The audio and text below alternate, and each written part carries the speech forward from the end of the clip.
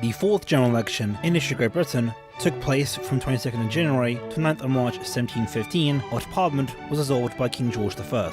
This was the first general election to take place after the death of Queen Anne. Since she had no direct descendants, her successor was a distant cousin from Hanover who would ascend to the British throne as King George I.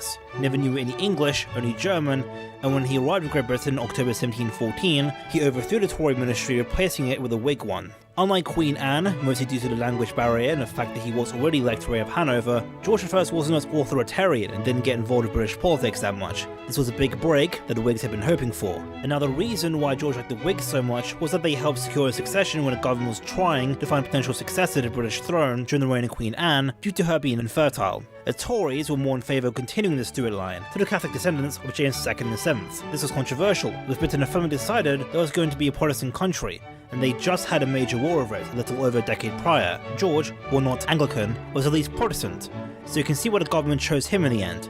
An election was held 3 months after George I arrived in Great Britain. The election consisted of Viscount Bolingbroke leading the Tories against the Whig junto, leading the Whigs. And here are the results.